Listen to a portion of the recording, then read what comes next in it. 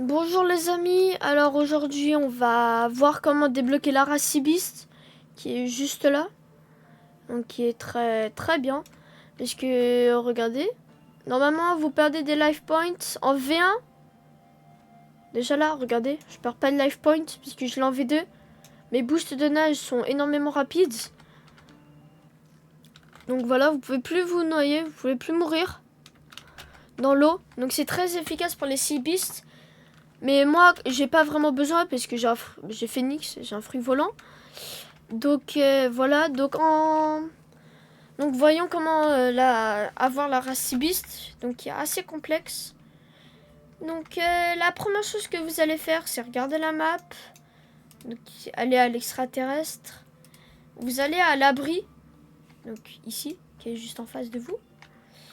Donc on y va.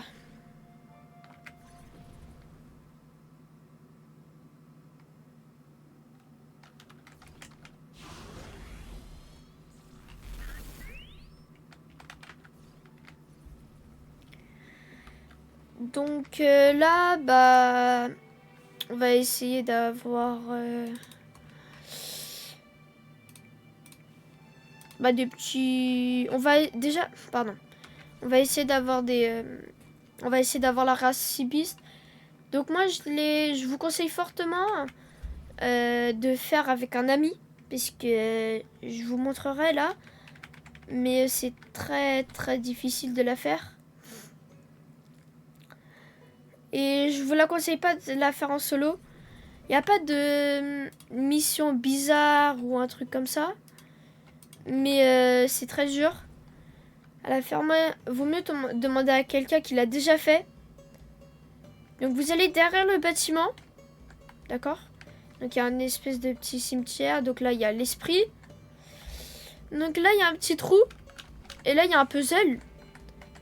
Donc la première chose que vous allez faire, c'est vous parler. Donc moi, je l'ai déjà fait. Il va vous demander de résoudre le puzzle. Donc il doit ressembler à un Sea Beast. Après, vous pouvez avoir la crête.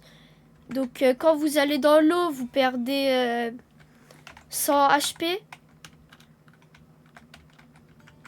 Et puis après, donc vous nagez, vous avez un boost de nage. Et puis après, il va vous demander de récolter 25 corails.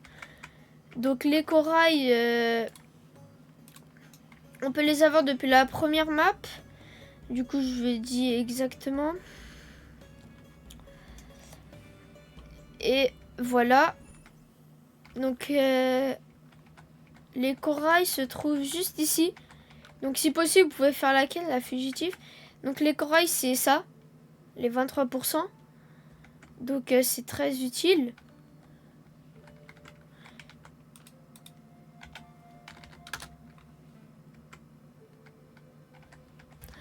Et après, il va vous demander de rassembler des artefacts de mer. Donc ça, il va vous en demander 50. Donc si vous voulez, vous pouvez me dire votre nom et je pourrai vous donner. Et puis après, à la fin, il vous demandera une aquagemme. Donc une aquagemme, je vous montre l'endroit tout de suite. Donc vous allez au fond de l'île. Et puis normalement, ici, vous avez un PNJ qui s'appelle Tigaglem Smith. Vous allez accepter, vous allez sélectionner donc là la clé d'Iridium. Donc vous devez avoir des gemmes aquatiques et des clés en diamant. La gemme aquatique, vous devez avoir 10 corails, une perle, 10 nageoires de requin et 25 artefacts de mer. Vous allez la construire. Et puis après, vous retournez à l'abri. Donc, cette île. Hein? Cette île, pardon. Et puis après, vous allez lui parler.